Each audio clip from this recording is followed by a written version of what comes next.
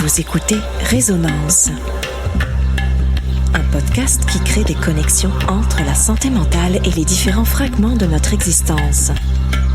Explorez avec nous, au fil des échanges, une mosaïque de perspectives qui façonne notre humanité.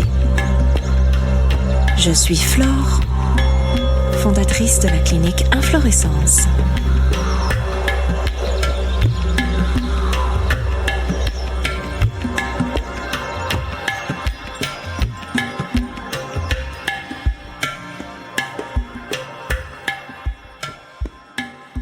Bonjour à toutes et à tous. Donc aujourd'hui, j'ai l'immense plaisir d'accueillir une femme qui a entrepris un voyage peu commun, aussi bien physique qu'intérieur. Notre invitée du jour est massothérapeute, une professionnelle dont le métier est centré sur le corps, le toucher, le bien-être. Mais cette année, elle a décidé de faire une pause pour explorer un autre type de soins, un voyage plus personnel en partant pour une expérience unique qui fut de marcher avec son compagnon depuis la frontière du Mexique jusqu'au Canada. Pendant à peu près 5 mois, elle a parcouru des milliers de kilomètres, traversé des déserts, des montagnes, des forêts, reliant chaque pas à une expérience encore plus profonde dans la compréhension de soi.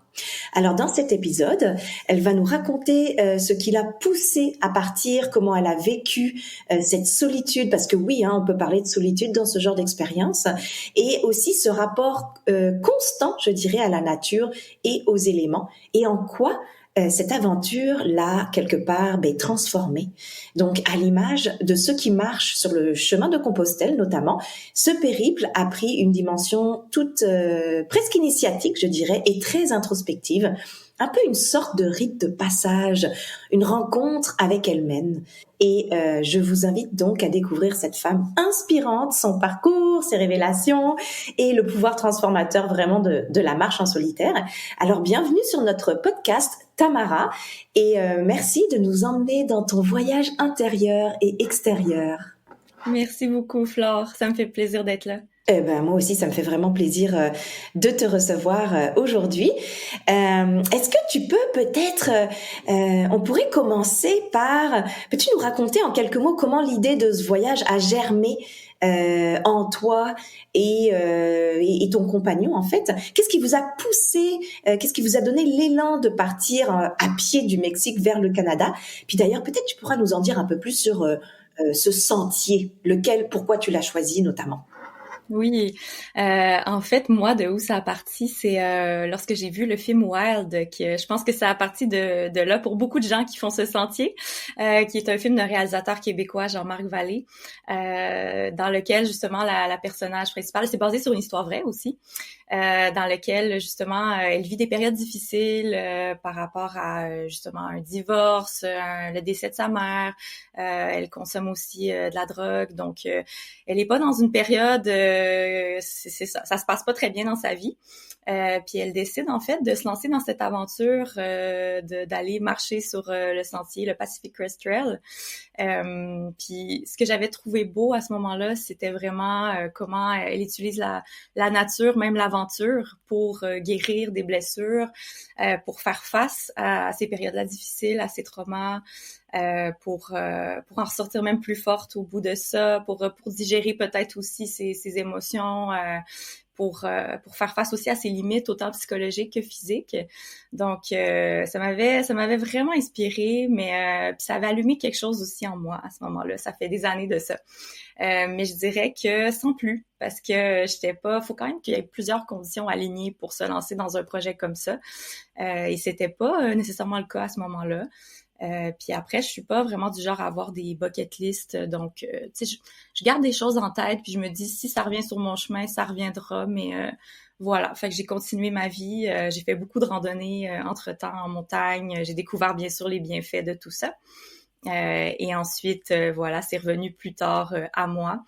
Puis c'est ça, en savoir plus sur cette randonnée, ben c'est ça comme tu disais, ça relie la frontière du Mexique à la frontière du Canada. Donc c'est 4600, en tout cas 4000 quelques kilomètres en tout. C'est à l'ouest des États-Unis. Ça traverse la Californie, l'Oregon et Washington. Puis je trouve que ce qui décrit bien cette randonnée-là, tu l'as dit, c'est la variété. En fait, je pense que quand on se lance là-dedans, faut être prête à tout.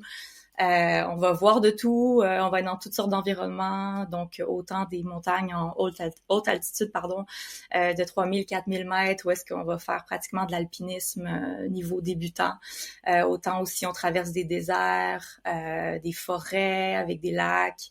On va marcher sur justement de la neige, des parois glacées, aussi du sable, de la roche volcanique. En termes de température, il y a beaucoup de soleil dans l'ouest, mais c'est sûr qu'en marchant 5 mois, on va quand même être confronté à toutes sortes d'éléments aussi, donc la pluie, la neige, des grosses tempêtes, grands vents. Donc c'est ça, c'est vraiment c'est autant comme challengeant, mais en même temps c'est très motivant aussi parce que c'est un environnement qui est en constant changement. Donc voilà. Puis je dirais que c'est un sentier aussi qui est très sauvage. Donc contrairement justement à certains sentiers en Europe comme Compostelle, il y a pas de refuge ou d'auberge sur le chemin. Donc on doit vraiment traîner sa tente. Et puis voilà. Est-ce que tu peux juste nous rappeler le nom du trail? Parce que ça pourrait en intéresser Oui, certains. Le Pacifique, t'as dit tout à oui, l'heure. c'est le Pacific Crest Trail. Ouais, Pacific Crest Trail, ça se peut que je dise le PCT, c'est l'acronyme. Le PCT. Ok, on va garder ça. D'accord. Alors, tu nous as parlé un petit peu de qui et quoi t'a inspiré pour un tel projet. Mais j'aimerais savoir maintenant, ça c'était, on va dire, les influences extérieures. Puis à l'intérieur de toi, qu'est-ce qui a résonné? Qu'est-ce qui a fait que ce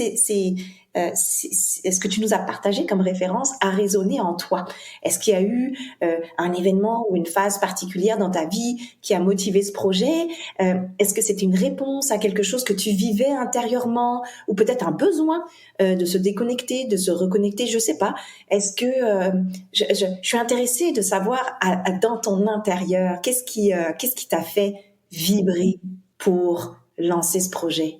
Oui, c'est vraiment une bonne question importante parce que je pense que quand on se lance dans un tel projet, il y a tout le temps des motivations profondes qui nous amènent à faire ce genre d'aventure. Moi, en fait, c'est ça, j'ai toujours été très hypersensible, donc j'ai toujours eu des frontières très perméables. Tout m'affectait vraiment beaucoup, intensément.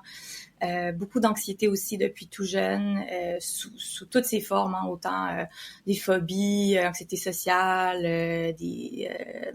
des obsessions, compulsions, tout ça, tu sais, un peu toutes les formes d'anxiété. Puis ça, en fait, ça draine, ça demande beaucoup d'énergie, l'anxiété. Fait que je pense qu'à certains moments, mon corps il y avait il en pouvait plus en fait. Donc il y a eu des moments justement où j'ai été comme des moments de down si on veut, plus de déprime aussi. Puis justement, pour un exemple plus concret, c'est ça qui est arrivé peut-être comme 2-3 ans avant de faire le sentier. C'était beaucoup sous forme de fatigue, d'épuisement que je l'ai ressenti. Puis c'est ça, c'est à ce moment-là, en fait, en traversant cette période-là, tu sais, ça a pris du temps avant de m'en remettre. Hein. Ça a été un peu comme quand on se blesse physiquement, il y a comme une réadaptation qui peut prendre du temps. Moi, ça a été la même chose. J'ai été en arrêt de travail. J'ai dû recommencer à la base. Tu sais, j'étais très en forme, je m'entraînais souvent. Là, j'ai dû recommencer vraiment avec comme des petits entraînements YouTube de 5 minutes, d'essayer OK, je me lève pour faire ci. Tu sais, comme j'avais vraiment... Tu sais, il y a eu des moments où j'avais vraiment pas d'énergie, j'avais de la misère à me lever pour faire des petites tâches là, vraiment très simples. Fait que c'était très, très, très difficile dans ce moment-là parce que je suis quelqu'un qui est très active, qui aime être dans l'action, dans le mouvement. Puis là, je pouvais plus faire ça. Fait que, tu sais, puis c'est un peu arrivé dans le temps de la pandémie. Fait qu'on était au début confinés dans notre appartement, dans notre maison. Puis ensuite, ce qui a découlé un peu de ça, c'est que moi, je me suis sentie confinée dans mon propre corps. Tu sais, il y avait comme je me sentais, je pouvais pas faire ce que j'avais envie de faire à ce moment-là parce que mon corps m'empêchait de le faire. Puis je pense que quand je suis sortie de cette période, justement, comme je disais, ça a pris quand même un temps. Puis quand je suis sortie de ça, je me suis dit comme, OK, c'est maintenant. Comme c'est quelque chose, justement, le PCT que j'avais comme gardé dans le fond, derrière de ma tête. Puis là, je me suis dit, justement, après avoir côtoyé la fragilité un peu de la vie, de ma santé, tout ça, ça m'a amené à vouloir vraiment profiter du moment présent pendant qu'on le peut. Puis c'est pas la première fois, justement, comme je dis, que je vivais des moments comme ça.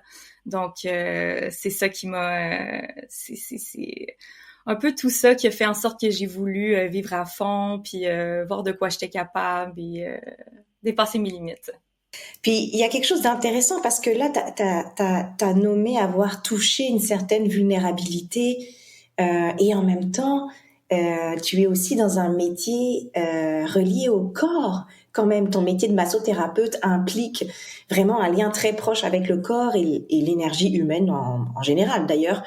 Et est-ce que tu penses que cette proximité aussi avec le corps a influencé ta décision d'entreprendre un tel voyage physique? Parce que peut-être qu'on se dit, bah, peut-être qu'on a une meilleure, je sais pas, hein, je me trompe peut-être, dis-moi, mais j'imagine que dans un tel métier, on a peut-être une compréhension un peu plus approfondie des mécaniques corporelles, puis aussi du lien santé mentale et physique, puis donc à quel point entreprendre une telle grande marche peut avoir des conséquences sur notre santé, aussi bien physique que mentale, puis aussi peut-être que je suis en position un peu plus avantageuse pour, en cas de besoin, me soigner ou comprendre rapidement qu'il y aurait un problème physique sur le chemin.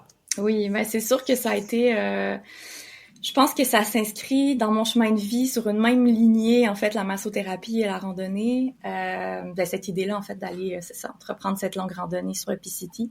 Je pense que les deux viennent d'abord d'un désir commun de reconnecter avec mon corps. C'est ça, j'ai toujours eu comme un rapport amour-haine, je dirais, avec mon corps, qui était dans le temps plus dans la haine, dans la frustration, si on veut, de me dire justement avec tous ces symptômes physiques, tu sais, moi, l'anxiété se présentait beaucoup de façon physique, donc par la somatisation.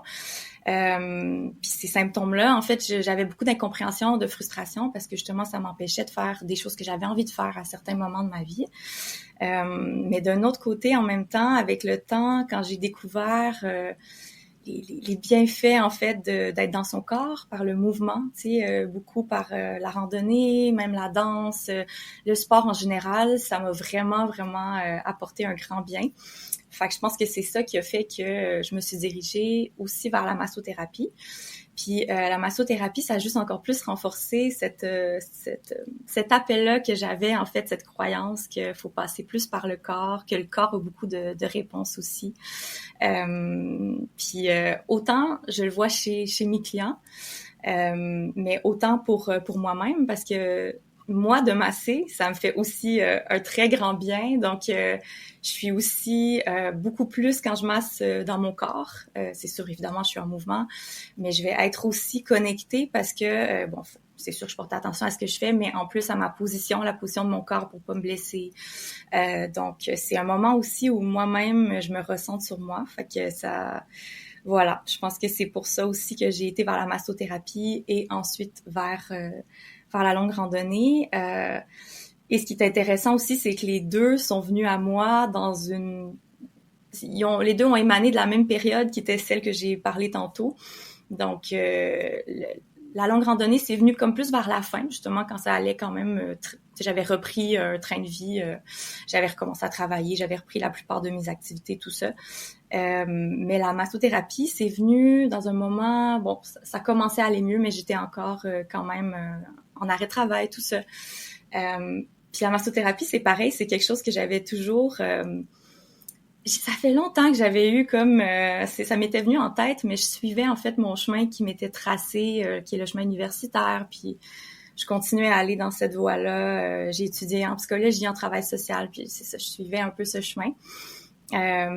Puis à ce moment-là aussi, que ça allait pas très bien, j'étais comme aussi en remise en question. Est-ce que finalement, c'est parce que je suis peut-être pas à la bonne place? c'est ça, peut-être quelque chose qui est pas en congruence vraiment avec moi, tu sais. Donc c'est ça. Puis je me rappelle un matin, puis vraiment j'ai pas une bonne mémoire, donc si je m'en rappelle, c'est que ça m'a vraiment marqué. Mais je me suis réveillée un matin, puis il y avait je me suis réveillée avec la lumière du soleil, puis on dirait qu'à ce moment-là aussi, il y a comme eu il faut que j'aille vers la massothérapie. Il y a comme eu un appel aussi à aller vers ça. Donc, justement, entre autres, pour reconnecter. Il y a eu comme une confirmation. Ouais, puis c'est ça qui est intéressant de voir que la randonnée, cette idée d'aller faire la longue randonnée, ça c'est venu de ce même moment aussi, mais juste un peu plus tard. Donc voilà. Ouais. OK. Puis, avant d'aller un peu plus explorer en profondeur le côté marche, puis influence sur la santé mentale, on va dire, comment tu as vécu cette expérience introspective? Raconte-nous un petit peu comment ça s'est passé, la préparation du voyage, dans quel mood t'es parti, combien de temps ça t'a pris à penser ce projet? Entre le moment où t'as pensé le projet puis le moment où t'es parti, ça a pris combien de temps?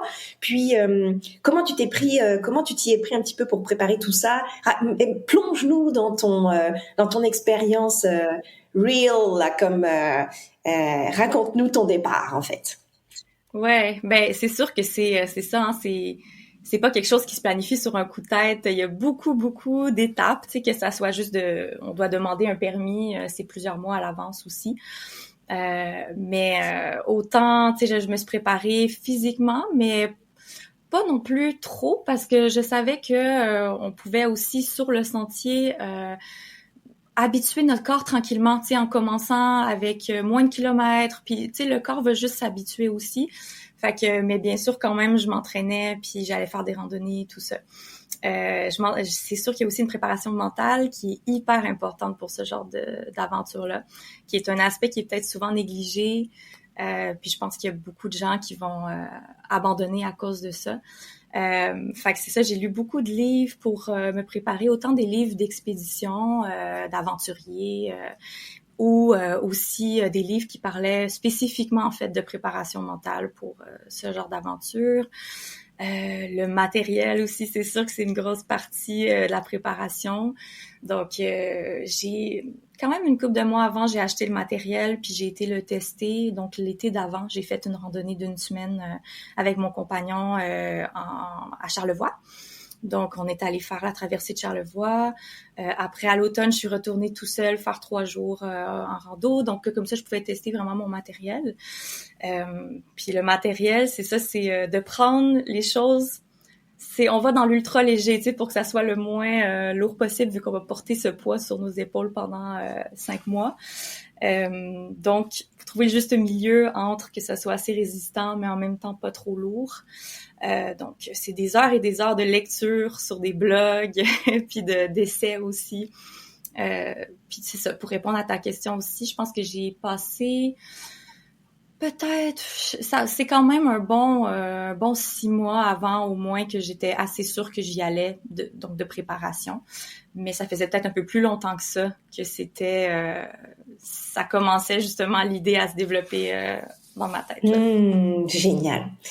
Puis, si on passe maintenant un peu à l'expérience aussi bien physique que mentale de la marche, quelles ont été est-ce qu'il y a eu des grandes épreuves physiques que tu as dû surmonter pendant ces 5 mois de marche? Et comment est-ce que tu as trouvé la force de continuer peut-être jour après jour ou raconte-nous un peu comment le physique et le mental étaient reliés en fait et pour marcher dans la même direction, mais aussi pour respecter son rythme. Mm-hmm. Il y a eu beaucoup de moments d'inconfort physique, donc c'est sûr que j'ai eu les pieds, hein, en fait, ça a commencé dès la première semaine de marche. Donc là, je me disais dans quoi je me suis embarquée. Après une semaine, ça me fait déjà mal, je dois marcher encore 5 mois. Puis le truc, c'est que cette douleur-là n'est jamais vraiment partie pendant ces 5... En fait, c'est venu, c'est reparti, mais ça a quand même duré pendant tout le 5 mois. Fait que c'est sûr que ça aurait pu être une des choses qui m'aurait fait arrêter, mais par contre, j'ai pas eu en tout cas, j'ai pas l'impression que ça s'est développé sous forme de blessure, tu sais, vraiment, c'est ça. Peut-être si ça avait été, par exemple, une fracture ou quoi que ce soit, il aurait fallu que j'arrête. Mais voilà, fait qu'il y a ça. Il y a, c'est sûr, aussi toute la douleur aux épaules ou du dos à force de porter le sac. Fallait qu'on fasse des pauses souvent. Puis tu sais, c'est quelque chose qui part pas vraiment, tu sais, ça va juste toujours être là. Tu sais, dans le fond, les moments où c'est moins pire, c'est quand, par exemple, on avait une semaine à marcher avant le prochain ravitaillement, ben c'est peut-être vers la fin de la semaine justement où le sac est moins lourd et ça va faire moins mal. Mais dès qu'on repart avec le sac plein, ça recommence. Tu sais, c'est ça, c'est quand même constant. Sinon, je dirais l'épuisement. Excuse-moi, quand tu parles de ravitaillement, c'est juste pour qu'on se plonge dedans. En fait, comment est-ce que ça fonctionne? Tu veux dire que tu pars peut-être avec un certain nombre d'aliments, en fait, de nourriture sur le dos, puis il y a des points de ralliement, j'imagine, sur le chemin, puis c'est ça, on avance jusqu'au prochain pour remplir son sac, ou c'est vous qui décidez à un moment donné sortir du sentier, trouver la première route qui s'en vient, puis on s'en va dans le village d'à côté. En fait, comment ça se passe exactement? Oui, c'est ça. Fallait sortir du sentier pour aller dans des villages. À ce moment-là, il y en a en fait qui vont s'envoyer des boîtes sur une partie du sentier ou sur même tout le sentier, des boîtes avec de la nourriture. Mais moi, on dirait que j'avais pas envie de vivre mon expérience comme ça. J'avais envie vraiment de laisser tout ça aller, puis j'avais pas envie de trop planifier. Donc, quand on s'arrêtait en ville, on achetait notre nourriture, puis des fois, c'est ça, ça pouvait être, peut-être c'était en moyenne de 6 jours, mais ça a été des fois jusqu'à 9 jours dans certaines sections qu'on devait traîner notre nourriture. Puis voilà, l'eau. Ouais. Ouais, ben oui, en fait, c'est quand même de la gestion parce que, alors, non seulement il y a la gestion de la douleur physique, tu sais, comme t'expliques, en tout cas, il y a marcher, les pieds, les jambes, puis il y a aussi l'endurance, j'imagine, là-dedans aussi à considérer. Et en plus de ça, il y a toute la gestion, effectivement, du ravitaillement, eau plus nourriture, puis j'imagine aussi la gestion de l'énergie. Le sommeil. Ouais, vraiment. En fait, c'est comme faut avoir un juste milieu entre j'écoute mon corps mais pas trop non plus, tu sais, parce que sinon j'aurais arrêté après une semaine puis je serais repartie, tu sais. Fait que c'est un peu ça le défi, je pense, mais oui, c'est sûr que c'est une gestion à tous les niveaux, tu sais, que moi je m'étais préparée justement, tu sais, je disais je voulais pas être trop préparée, mais en même temps, au moins avoir comme une bonne base avant de partir. Fait que je m'étais quand même fait des documents, là, par exemple, documents Excel, où est-ce que j'avais vraiment écrit toutes les villes, les villages qui étaient sur mon chemin. Ils se situaient à combien de kilomètres, qu'est-ce qu'on pouvait retrouver dans ce village-là. Donc, j'avais ça, mais sans savoir dans lequel village j'allais arrêter, parce que ça, c'est vraiment notre choix. Tu sais, des fois, on pouvait arrêter, par exemple, après 4 jours, ou on pouvait se dire, oh non, on va marcher pendant 7 jours, on va arrêter à un autre village plus loin. Fait que c'est ça. Fallait quand même se préparer à ce niveau-là, un peu quand même un minimum, là. D'accord, mais oui. Puis, mais tout ça, quand même, c'est toute une logistique, mine de rien. Et puis, j'ai une question plus sur l'introspection, la solitude, parce que mine de rien, c'est quand même c'est un grand voyage, mais c'est aussi un grand voyage intérieur. Alors, est-ce que la solitude, à un moment donné, elle t'a affecté? Ou est-ce que tu as découvert des aspects de toi que tu ne connaissais pas auparavant? En fait, comment ces moments empreints de silence, parce que c'est aussi ce qui se passe en pleine nature, t'ont peut-être touché? Ben, déjà, je me pose la question, tu sais, à savoir si c'est vraiment de la solitude, en fait, ou parce que tu sais, on pourrait croire que je m'en vais m'isoler en faisant cette aventure-là, mais en fait, j'ai tellement connecté à plus de niveaux que ici. Là. Donc, autant par exemple avec la nature, avec même plus grand que soi, je pourrais en parler plus tantôt, mais avec les gens aussi, parce que veux pas, on croise quand même des gens, c'est juste qu'on en croise moins, mais il y en a des gens autant sur le sentier que dans les villes. Fait que, tu sais, on peut se demander, est-ce qu'on a besoin d'être entouré d'autant de gens pour se sentir connecté? Parce qu'ici, on est entouré de beaucoup de gens, mais il y en a plein à qui on parle pas, ou on va pas vraiment connecter avec eux, on va pas prendre le temps, ou ça va être plus difficile d'entrer en contact. Donc là, il y avait comme quelque chose de moins de gens, mais plus connecté avec ces gens-là. Ouais. Moins de personnes, mais plus de connexion. C'est beau. Ouais, exactement. Ouais. Je trouve que ça, c'est quelque chose que j'ai découvert. Ouais. Je suis curieuse, t'as parlé quelle langue sur le sentier? Anglais, français, espagnol, j'imagine. Ou en tout cas, on trouve de beaucoup de personnes de partout, j'imagine. Ben, beaucoup anglais, parce que, bon, c'est aux États-Unis, mais c'est beaucoup français aussi, parce qu'en fait, on s'est tenu beaucoup avec des Français, donc ça, c'est sûr que, à ma grande surprise, il y avait beaucoup de Français sur le sentier. J'ai pas vu beaucoup de Québécois. J'ai croisé un couple de Québécois qui venaient de Charlevoix, justement. J'avais entendu dire qu'il y avait un autre Québécois quelque part sur le sentier, mais je l'ai jamais vu. Mais beaucoup de Français. Fait que j'ai pu parler français aussi. Juste par rapport à cet aspect-là, rajouter que, tu sais, même si, bon, on se questionne sur la question de est-ce que c'est de la solitude ou pas, tu sais, comment on voit ça, c'est sûr qu'il y avait quand même un aspect de c'est plus isolé, tu sais, on s'en va quand même en retrait de la société, tout ça. Puis je pense qu'une des choses que ça a mis en lumière, c'est l'importance de mes proches, de ces liens-là, parce que oui, je connectais, comme je disais, avec des gens qui étaient là, mais c'est sûr que des gens avec qui on a un lien fort d'attachement, qui ont été là toute notre vie, c'est sûr que c'est pas pareil. Puis ça m'habitait énormément, comme au début, c'est fou. Je rêvais beaucoup à eux. Ils venaient me visiter dans mes rêves, puis c'était des rêves vraiment, c'était émouvant, c'était des beaux rêves. Je pense que c'était comme une façon pour mon corps de mécanisme de défense, de protection. Puis c'est ça. Après, plus le temps a passé, plus j'y rêvais moins. J'étais vraiment plus imprégnée dans l'aventure, ou du moins quand j'y pensais, j'étais moins triste par rapport à ça. Mais c'est sûr que c'est venu mettre en lumière paradoxalement aussi l'importance des liens, des gens, tout ça. Est-ce qu'on peut parler un peu peut-être de libération émotionnelle? Ouais, est-ce qu'il y a ouais, peut-être, je sais pas si le terme guérison est le bon terme, mais je dirais plus oui, peut-être un apaisement. Oui, est-ce qu'il y a quelque chose de particulier à mentionner au ce sujet? Tu sais, dans quelle mesure la marche a été un processus peut-être de libération émotionnelle, ou qu'est-ce que j'ai ressenti par rapport à ça au fil des semaines de marche? C'est sûr que c'est un moment, ça a tellement de bienfaits, ça a eu beaucoup de bienfaits sur la santé mentale, je trouve. C'est sûr, beaucoup plus de bienfaits que d'aspects plus négatifs. Donc, tu sais, entre autres, il y avait beaucoup moins d'anxiété, donc évidemment à cause de la nature elle-même. Donc, on sait que ça a beaucoup de bienfaits pour la santé mentale, mais aussi parce qu'on était plus dans le moment présent. Tu sais, veux pas, on est concentré en fait dans ici maintenant. Juste par exemple, ok, il faut se rendre jusqu'à la prochaine source d'eau.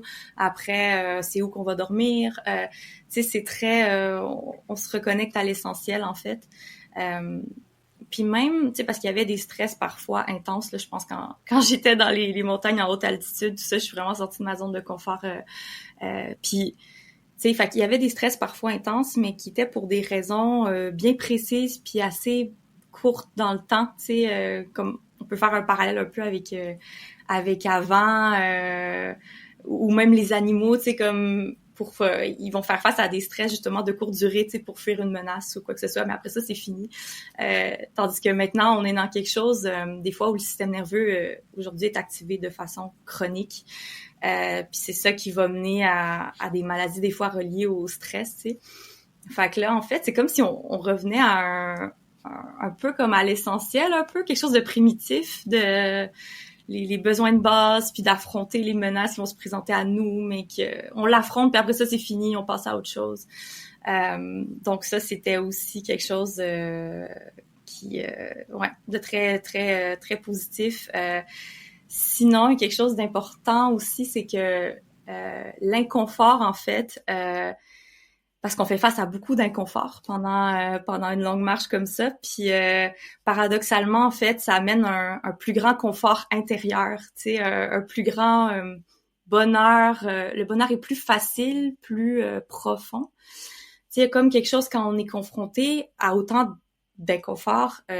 Dès qu'il y a quelque chose qui est vraiment minime qui arrive de positif, c'est comme wow là, tu sais, ça va amener beaucoup plus de bonheur. Par exemple, si on se faisait offrir une boisson gazeuse sur le sentier, ou on arrivait en ville, on mangeait notre burger après une semaine à manger des repas déshydratés ou de la nourriture sèche, ou tu sais, juste par rapport à la nature aussi, d'arriver de marcher pendant 2 semaines à la grosse canicule et d'arriver ensuite dans une journée, comme je me rappelle, dans ce moment-là, c'était vers la fin, puis ça devenait vraiment difficile, puis ça faisait comme longtemps qu'il faisait très, très chaud. On était au plein cœur de l'été, puis on arrive après, il y a une journée qui faisait tout doux, cette journée-là, puis j'étais tellement comme dans la gratitude, mais comme, tu sais, on dirait que je porterais pas attention nécessairement à ces choses-là dans une vie où tout va vite ici et tout, que là, ça faisait mon bonheur, là, tu sais, fait que c'est des exemples comme ça, en fait, qui, tu sais, pour citer Nietzsche qui disait l'Occident va mourir du confort. Fait que je pense que c'est ça, c'est le fait d'être trop dans le confort, ça nous rend moins résistants aux épreuves. Fait que là, ça m'a confronté un peu à ça, en fait, que cette quête du confort aussi qu'on a, ça nous a aussi éloignés de la nature. Puis donc là, de retourner en nature, c'était guérisseur aussi vraiment à ce niveau. J'aime beaucoup, puis ça parle aussi de comment la pratique de la marche nous permet aussi de lâcher prise, de laisser tomber, d'épurer ce qu'on a aussi dans la tête, parce qu'on fonctionne beaucoup avec le mental, puis la marche va permettre finalement, à quelque part, d'évacuer tout ça. Donc faire quoi? Ben, faire de la place à voir des choses simples, la beauté de la nature, en tout cas de ce qu'il y a autour de nous, tout simplement, en fait, de reconnecter avec cette grande capacité que nous avons d'émerveillement, mais qu'on a perdu aussi au fil de nos vies modernes. Et ouais, bel exemple. Merci beaucoup, Tamara. Puis, écoute, ça me donne envie de pousser la question là, mais est-ce que c'est pour beaucoup je pourrais utiliser le terme spirituel, mais j'ai plus envie d'utiliser le terme initiatique. Dans le terme initiatique, il y a initier, s'initier à quelque chose, ça veut dire il y a un apprentissage là-dedans, tu sais. Puis pour beaucoup, ce type de voyage, c'est un parcours initiatique. Donc tout à l'heure, j'avais pris l'exemple du chemin de Compostelle, mais tu sais, c'est pas forcément nécessaire. Mais est-ce que pour toi, il y a eu une dimension effectivement un peu initiatique à cette expérience, ou comment est-ce que tu la décrirais? Ben ça c'est vraiment une bonne question aussi, parce qu'au début il y en avait pas, il y avait pas d'objectif spirituel vraiment, tu sais, dans cette aventure. Puis finalement au cours de l'aventure ça s'est présenté dans le sens que c'est sûr qu'on se sentait connecté à tout, tu sais, comme je disais tantôt, avec la nature, avec les gens, mais aussi à plus grand que soi, tu sais, il y a comme quelque chose à un moment donné où on avait l'impression de faire partie d'un tout, que des fois même on dirait que le sentier nous entendait, tu sais, comme on dirait que les choses arrivaient au bon moment. Quand on avait besoin de ces choses-là, tu sais, comme il y a des choses qui sont arrivées sur mon chemin que si ça avait pas été là, à ce moment-là, j'aurais carrément peut-être dû arrêter, ou peut-être j'aurais dû sauter en tout cas une telle section. Donc c'est comme si justement de faire de la place, en fait, ça amène comme les messages ou les voies à prendre sont plus clairs, tu sais, il y a comme moins de confusion, de brouillard mental, c'est comme OK, tu sais, le chemin se trace plus facilement, on est plus en contact avec son intuition.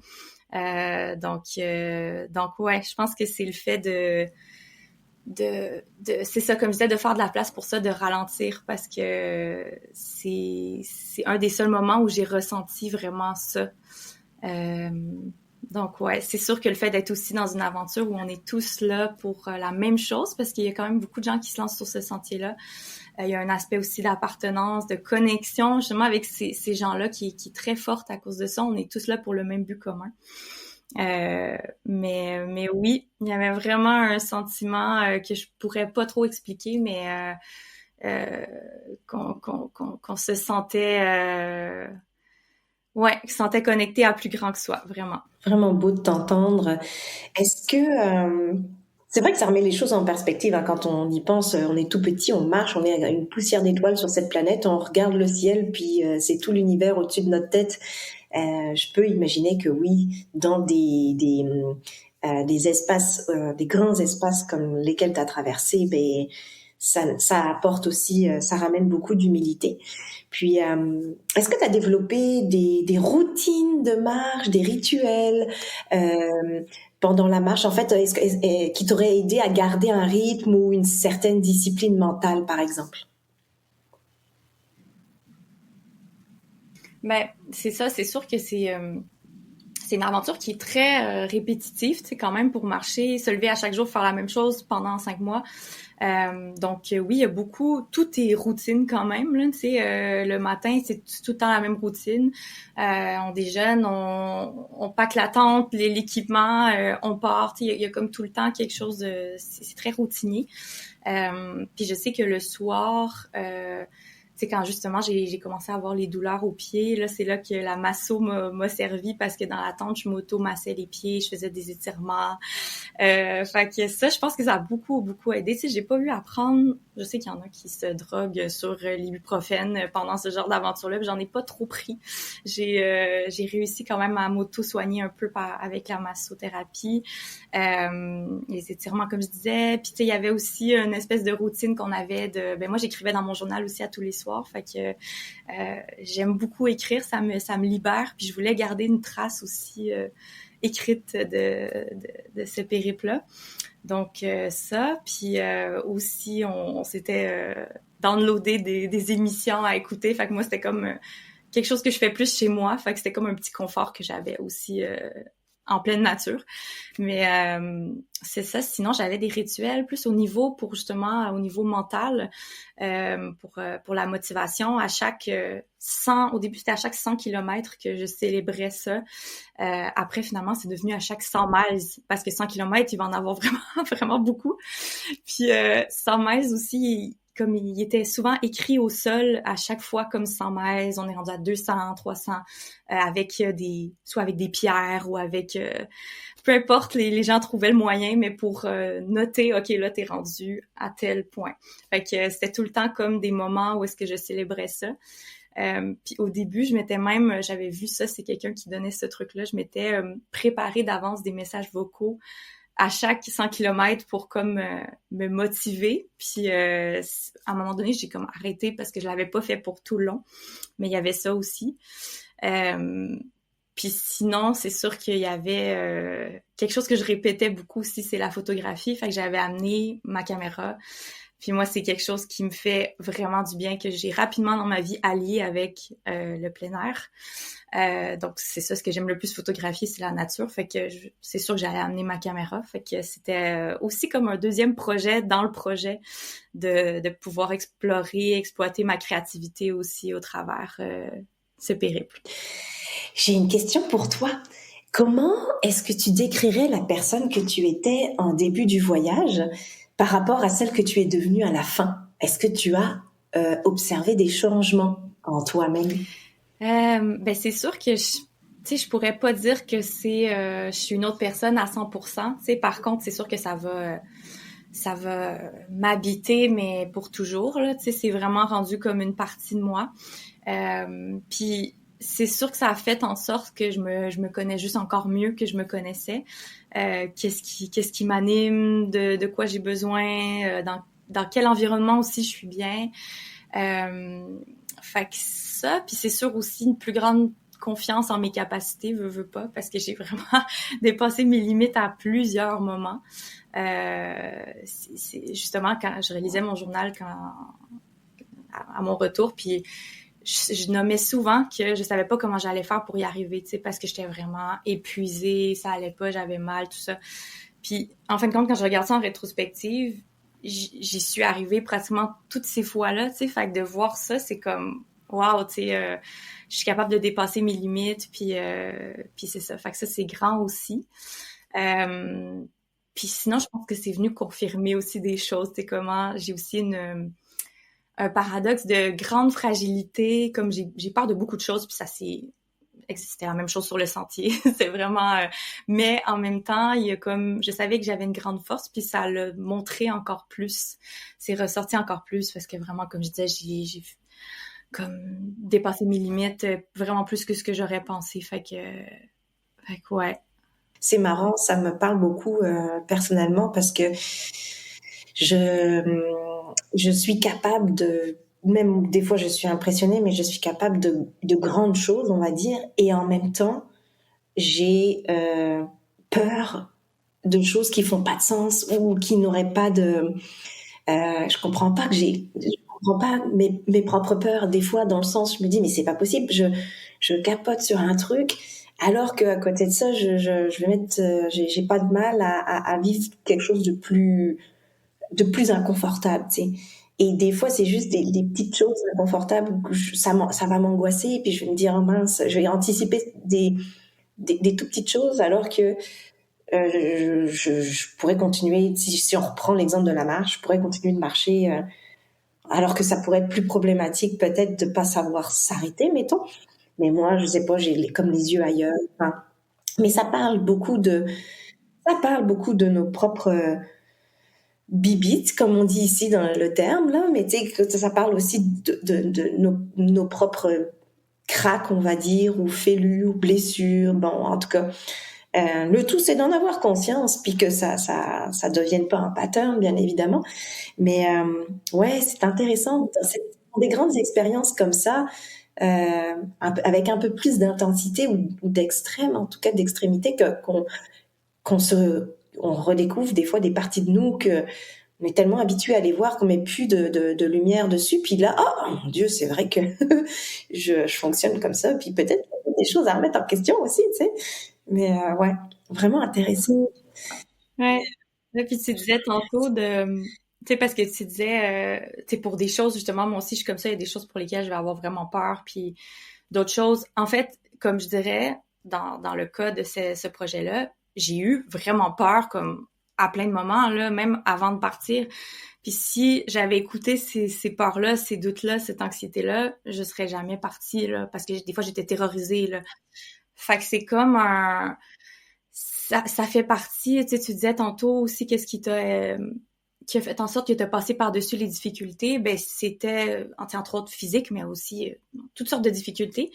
C'était de prendre conscience de ces choses-là, de ces peurs, de ces sensations, ces émotions désagréables, mais tu sais, de les, pas, tu sais, ok, je les sont là, mais je vais quand même continuer à avancer. Je vais littéralement et métaphoriquement mettre un pied devant l'autre, puis on va voir, tu sais, d'avoir des petits objectifs. Tu sais, comme j'y allais vraiment, des fois quand ça allait vraiment pas, là, ok, on continue 1 heure, on continue jusqu'à la fin de la journée. On va voir, là, je m'endors en pleurant, ça va pas, mais je vais me réveiller demain matin, on va voir comment ça va aller demain matin. Puis, je me réveille le lendemain matin, je continuais. Donc, il y a comme, c'est ça, j'essayais parce que oui, je me visualisais à la fin, tu sais, parce que c'était quand même un objectif que j'avais. Bon, je me disais, c'est sûr que c'est le fun si je suis capable de me rendre à la fin, mais c'était pas non plus. J'essayais de quand même pas trop focaliser là-dessus, pas de pas accorder trop de mes pensées sur la fin, tu sais, de rester plus dans OK, maintenant, qu'est-ce qui se passe là, tu sais, même des fois, OK, je vais terminer une section, je vais me rendre jusqu'à telle section. Puis après, OK, on va voir, tu sais. Fait que je pense que ça a vraiment été quelque chose qui a fait. Oui, je pense que c'est ça qui a fait en sorte fait que c'est ça malgré, c'est pas genre, j'ai pas fait cette aventure-là parce que je suis sans peur, sans doute, sans anxiété, puis je suis juste courageuse. Tu sais, il y a comme faut nuancer. Ouais, c'est important à ce niveau-là. Oui, puis c'est vrai que qu'est-ce qui aide à décristalliser nos peurs? Bah, c'est de mettre un pied devant l'autre, en fait, un pas à la fois, une chose à la fois, un step à la fois, un jour à la fois. C'est d'arrêter de regarder l'objectif, mais de penser au chemin pour atteindre l'objectif. Puis la marche, c'est vraiment une magnifique métaphore pour ça. En tout cas, cette expérience-là, c'est de se mettre en marche. Ou sinon on peut rester dans aussi, ça me fait penser, tu sais, des fois dans un caractère ou dans une manière un peu perfectionniste d'être, finalement ça nous freeze, ça nous gèle, on bouge plus, on le fait pas parce que on se met une montagne d'injonctions pour arriver à la perfection entre guillemets de ce qu'on aimerait faire, que ce soit un projet ou quelque chose à rendre, mais finalement on se lance pas sur le chemin. Alors que là, oui, un pas à la fois finalement, et la mise en action va effectivement peu à peu décristalliser tout ce qui prenait de la place dans le mental et qui aurait pu nous empêcher de faire ce projet. Puis c'est un bel exemple de retour encore à l'instant présent, se concentrer sur ce qui se passe dans le présent. Mais magnifique. Hey, ça m'envoie vers une autre question. Je m'interroge sur comment le retour à la réalité, comment après 5 mois d'un voyage aussi intense puis aussi intime en fait, comment ça s'est passé le retour dans la vie quotidienne? Est-ce que comment est-ce que ça a été vécu de revenir à entre guillemets une certaine normalité? Ben c'est sûr que c'est pas évident. Il y a comme un sentiment au début parce que c'est une aventure tellement forte à plein de niveaux justement qui m'habitait depuis tellement longtemps. Fait qu'il y a comme un sentiment d'être ici mais ailleurs en même temps. Puis c'est drôle parce que tu sais j'écrivais beaucoup aussi avant de partir parce que ça me permettait de libérer justement toutes ces émotions là que j'avais. Puis j'avais écrit dans un de mes textes que je me sentais ici et ailleurs, tu sais, parce que j'étais tellement dans la préparation que c'est comme si j'étais déjà sur le sentier, mais en même temps, je devais continuer à travailler, puis j'avais continué à avoir mes obligations. Fait qu'il y a comme on le sent avant, ce sentiment-là, mais on le sent aussi après, parce qu'il y a comme un... C'est ça. Ouais, ça fait encore tellement partie de moi, surtout, mettons, quand je venais de revenir. Puis, tu sais, par exemple, je rêvais, même encore aujourd'hui, comme tous les rêves que je me rappelle, c'est lié à ça. Il y a tout le temps un rapport avec le sentier. Il y a aussi des flashbacks, des moments où je vis ma vie, puis tout d'un coup, je revois un moment, tu sais, sur le sentier. Puis ce qui est aussi vraiment intéressant, c'est qu'il y a comme des flashbacks corporels aussi. Tu sais, il y a comme au début, tu sais, quand je suis revenue, je faisais du vélo parce qu'il faisait beau, puis je me disais, je vais prendre le vélo pour aller au travail. Puis après, là, j'ai arrêté, j'ai commencé à m'entraîner, puis à faire des mouvements qui ressemblaient plus à la randonnée. Tu sais, je refaisais le Stairmaster que je faisais avant de partir, fait que de monter, tout ça. Puis en sortant, je me rappelle du gym, j'ai réalisé que tout d'un coup, j'avais comme une douleur au pied exactement à l'endroit où j'avais eu mal pendant la randonnée, mais que j'avais oublié, je le sentais plus. Fait que c'était comme, wow, tu sais, comme la mémoire corporelle, comment le corps, il stocke quand même des choses, puis, tu sais, fait que c'est ça, j'ai même des flashbacks aussi de mon corps. Puis c'est ça, tu sais, physiquement, justement, ça a pris peut-être comme 2 semaines avant de... Tu sais, 2 semaines où là, il y avait quand même des douleurs qui apparaissaient que j'avais pas eu pendant la marche. Tu sais, j'avais le bas du dos qui bloquait pendant la nuit ou le matin. Tu sais, j'avais aussi mal aux genoux, puis j'avais pas mal aux genoux pendant la randonnée. Fait qu'il y avait ça aussi. J'avais de la misère à descendre les escaliers. Je me rappelle les 2 premières semaines, j'avais comme vraiment mal partout aux jambes, aux chevilles. Fait que mais tu sais, ça a pas pris beaucoup de temps là. Après 2 semaines, c'est parti. C'est plus mentalement que là, ça prend plus de temps là à ce niveau-là. C'est sûr que j'ai remarqué qu'il y avait plus d'anxiété depuis le retour. Au début, j'avais beaucoup comme de brouillard mental, de difficulté à me concentrer. J'étais plus irritable aussi. C'est là je me rappelle, je finissais mes journées aussi, puis pendant la journée ça allait bien, mais à la fin de la journée, là c'était comme j'étais épuisée, j'avais mal à la tête. J'avais aussi très faim parce que mon corps, il comprenait pas. Il pensait encore que, que je marchais 30 kilomètres par jour puis que j'avais besoin de le nourrir. Fait qu'il y avait comme ça, j'avais très faim, grande fatigue, tout ça. Mais là, ça s'est vraiment replacé. Là, ça fait 3 mois que je suis revenue, fait que ça s'est quand même replacé.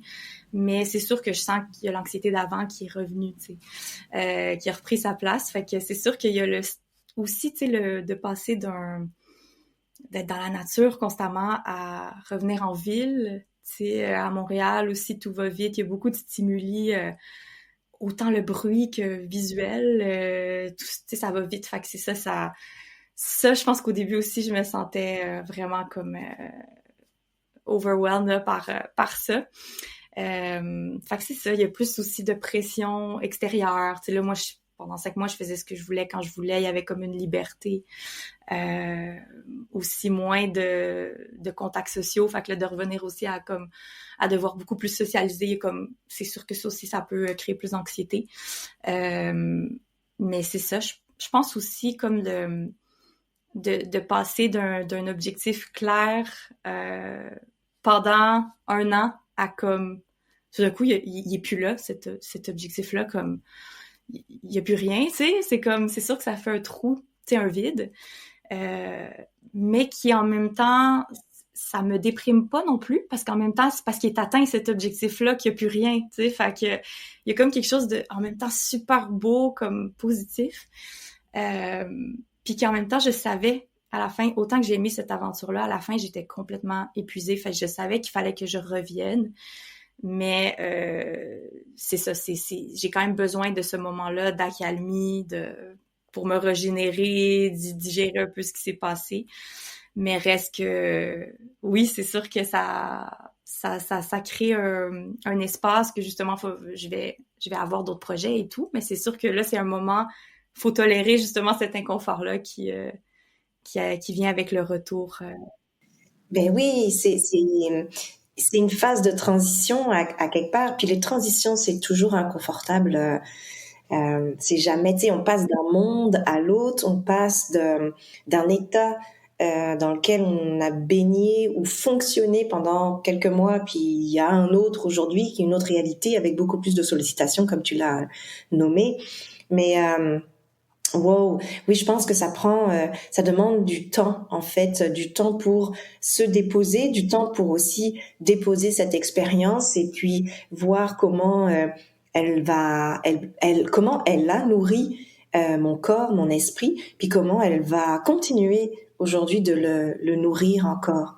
Mais wow, hey, merci Tamara, vraiment merci beaucoup. J'aimerais terminer avec encore une toute petite série de questions. Est-ce que tu aurais un message que tu aimerais transmettre à nos auditeurs qui pourraient peut-être envisager un tel voyage ou qui ressentent le besoin de déconnecter pour se reconnecter à eux-mêmes? Mm-hmm. Ben, je dirais que dans peu importe quel grand projet que les gens veulent se lancer, que ça soit une aventure comme ça ou toutes sortes de grands projets, si tu sens la flamme, l'intuition, là, quelque chose qui te pousse vers quelque chose, let's go. T'sais, vas-y, malgré la peur, les doutes, l'anxiété, comme j'ai nommé, qui font vraiment partie de ce genre d'expérience-là, ben de juste prendre ces émotions-là, tu les mets dans ton sac à dos, littéralement, tu te mets en marche, tu y vas, c'est ça, comme on dit, un pas à la fois, d'écouter cette intuition-là. Puis ça a l'air facile à dire, je sais, parce que c'est pas, je pense que c'est ça, c'est difficile dans un monde qui va vite d'être en contact avec son intuition. Mais moi, autant dans mon expérience, ben c'est ça ce que je disais aussi dans le podcast. Je pense que moi, les moments où je l'ai entendu, c'est les moments où j'ai ralenti. Fait que ça serait mon conseil si on veut être plus entendre cette intuition-là. Mais c'est ça, de juste dire de tenter des choses aussi, de pas attendre que ça aussi, je pense que tu l'as nommé, que ça soit parfait, tu sais, parce que ça sera jamais un moment parfait pour se lancer dans quelque chose qui nous parle. Donc, de juste y aller, puis de voir, ben si ça marche pas, ça marche pas. C'est aussi un mythe qu'il y a des mauvaises décisions ou que, tu sais, au pire, ça marchera pas, ça va t'en avoir appris plus sur toi-même, sur tes besoins, qu'est-ce que tu veux ou pas dans la vie. Puis c'est ça. Je pense que voilà, ça serait ça que je dirais. Hmm. Est-ce que tu envisages éventuellement d'autres voyages ou projets similaires à l'avenir? Ben, pour l'instant, c'est ça, je suis comme quand même encore dans une phase de me poser, de digérer ce qui s'est passé. Fait que c'est sûr qu'on rêvasse un peu quand même à des choses, mais même des projets qui sont pas nécessairement non plus qui seraient pas juste liés à la marche, tu sais. Mais c'est sûr que j'ai vu le bienfait d'avoir des projets comme ça, tu sais, des choses qui nous animent vraiment. Fait que c'est sûr qu'il va en avoir, il va y avoir d'autres projets, d'autres grands projets, mais à voir, ça va se bâtir un peu plus avec le temps, je pense. Oui, puis des fois, les grands projets, c'est pas forcément faire des grandes choses aussi. C'est pas forcément trop sortir de sa zone de confort. Enfin, en fait, quel que soit ce qu'on envisage, on peut toujours sortir de sa zone de confort, mais effectivement, se déposer déjà, puis voir qu'il y a probablement matière à faire avec ce qui a déjà été fait là sur ce projet-là. Puis oui, effectivement, peut-être que la marche et la massothérapie pourraient un jour ensemble, il y aurait comme la possibilité de concocter quelque chose ou je ne sais pas. Mais ouais. Ou alors de manière aussi très personnelle, bien sûr. Puis on résumerait en une phrase clé, on va dire, la plus grande leçon que cette marche t'a enseignée. Ça serait quoi?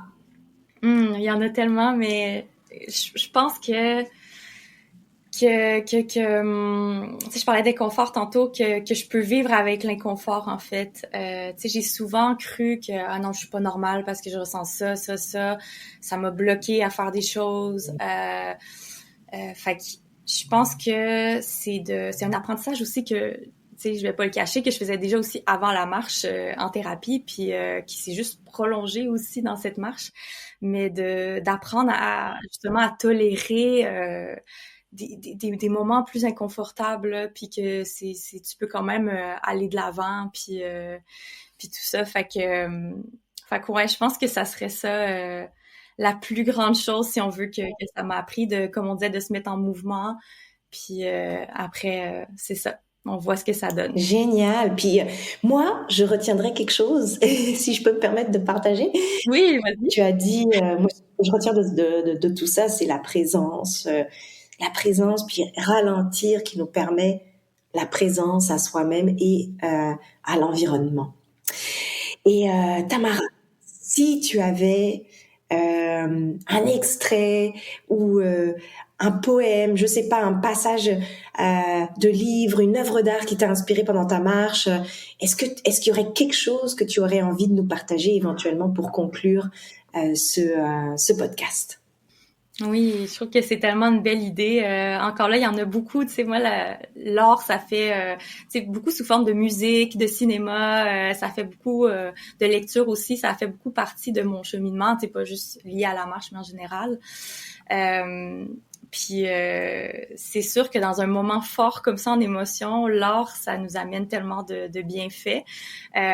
Puis c'est ça. Fait que oui, il y en a quelques-uns. Je pense qu'il y a c'est ça il y a deux livres que j'avais lus comme des années avant de me lancer là-dedans. Il y en a un, c'était peut-être comme dans les peut-être 2-3 ans avant d'y aller, faire le sentier, qui est un recueil de poésie de Marie-André Gill, qui est une poète inoue et québécoise, ouais, qui s'appelle Chauffer le dehors. Puis en fait, je trouvais que dans ce recueil, c'est comme comment en fait, la nature, le dehors, l'extérieur peut être un baume pour accepter. Là, dans ce cas-ci, c'est une peine d'amour. Puis quand je l'avais lu, j'étais en peine d'amour, fait que ça me parlait encore plus.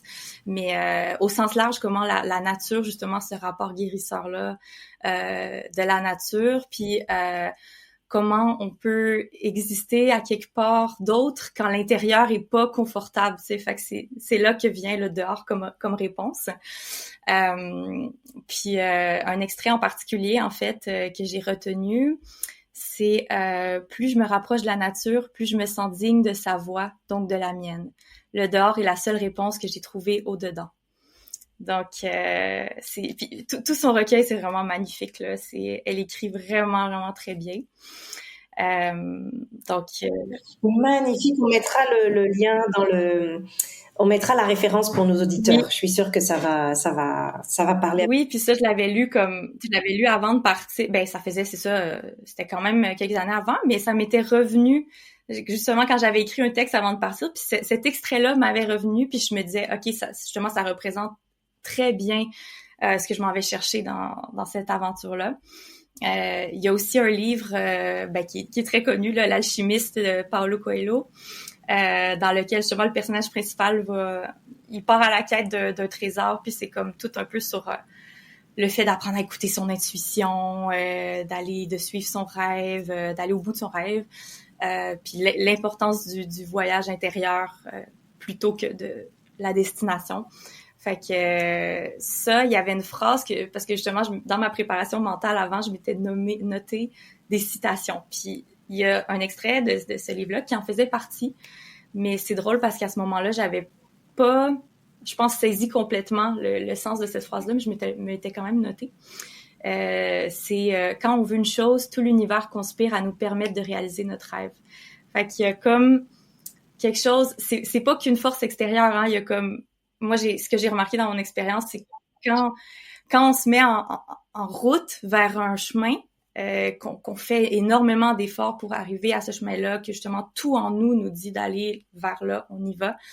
J'ai ressenti comme on me tenait par la main là-dedans. Il y avait comme j'ai dit tantôt, c'était comme facilité à certains moments par, on dirait, quelque chose de plus grand. Fait que oui, cette phrase-là m'a parlé avant, puis a pris encore plus de sens pendant le trajet. Ouais, ouais, ouais. Il y a aussi, je sais pas si je peux en dire un autre, si on a le Oui, temps. oui, vas-y, avec plaisir. OK. C'est pas un livre, mais c'est une chanson, en fait, de Ray LaMontagne, qui est un chanteur américain folk. Puis quand, tu sais, c'est un artiste que j'aime beaucoup, puis on était vers la fin du sentier, ça devenait vraiment très difficile, là. Justement, c'était comme, je pense, l'avant-dernière section, puis on avait sauté cette section-là.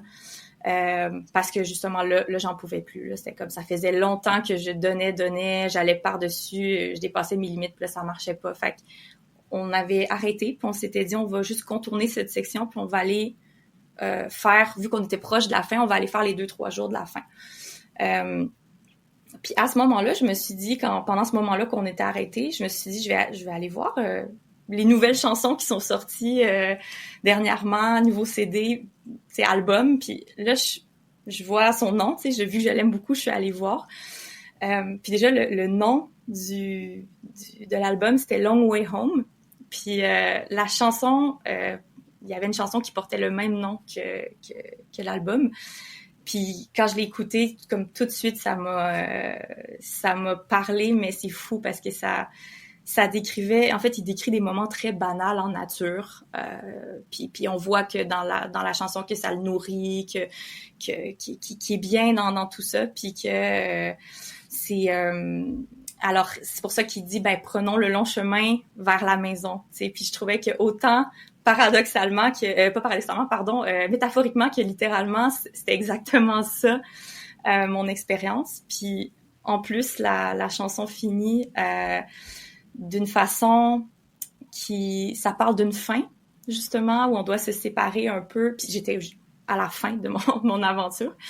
Je l'ai traduit en français, là, mais où est-ce qu'il dit, puis un rapport avec les saisons aussi, tout ça. Il dit « L'été doit céder la place à l'automne, c'est ce qui me fait le plus mal. L'été, j'ai dit au revoir au mur du jardin, de la maison, j'entends ma mère appeler. L'hiver vient à nous tous, mon ami, tout comme chaque enfance a une fin. » Puis c'était, moi, déjà, il entend sa mère appeler, moi je suis très proche de ma mère, fait qu'il y avait comme, ok, il y a un retour qui approche, littéralement si on était en été, donc il y avait comme un processus de, ok, l'été, l'aventure tire à sa fin, je dois m'en aller vers autre chose. Fait que dans un moment où justement c'était un moment difficile puis que je devais comme ça m'a comme aider à justement traverser à passer au travers cette fin, puis l'accepter, puis même si ça se passait pas exactement comme je voulais, puis j'étais pas capable de marcher tous les derniers kilomètres. Ouais, fait que voilà. Et merci beaucoup Tamara pour ce beau partage, pour ce dévoilement. À quelque part, il y a une part de soi, de toi dévoilée dans cette magnifique discussion. Je suis vraiment honorée d'avoir eu cet échange avec toi. Est-ce que il y aurait un endroit où les auditeurs peuvent voir éventuellement suivre ou voir un peu cette expérience-là sur les réseaux éventuellement ou un blog? Qu'est-ce que tu aurais un lien à nous partager? Oui, ben en fait c'est surtout sur Instagram que justement je partageais mes photos. Puis je mettais aussi des extraits de journal en description. Fait qu'on peut voyager un peu avec moi au travers tout ce périple-là, voir comment je me suis sentie, tout ça. Fait que ça serait, oui, sur Instagram, barre en bas, Tamara Cornejo. D'accord. Super. Ben merci beaucoup Tamara. Au plaisir de te retrouver. Peut-être un jour marcher un bout de chemin avec toi. Ou surtout rendez-vous dans ton cabinet de masso. Ça aussi. Ouais. Je vraiment ravie de t'avoir reçu et au plaisir de peut-être réavoir de belles discussions, puis au plaisir de se retrouver à renouer avec la nature. Oui, merci de m'avoir reçu. C'était vraiment un bel échange en profondeur et vulnérabilité. Mais merci beaucoup pour ça. À bientôt. Voilà qui conclut notre épisode d'aujourd'hui. Merci infiniment de nous avoir accordé un peu de votre temps. Si notre conversation vous a inspiré ou apporté quelque chose de nouveau, n'hésitez pas à nous le faire savoir. Laissez-nous un commentaire, un avis ou même quelques étoiles sur votre plateforme d'écoute préférée. Recommandez notre podcast à vos amis ou à quiconque pourrait bénéficier de nos discussions. Votre soutien nous permet de continuer à explorer des résonances qui enrichissent la discussion autour de la santé mentale. Rejoignez-nous la prochaine fois pour un nouvel épisode. D'ici là, prenez soin de vous et continuez à nourrir votre curiosité. À très bientôt!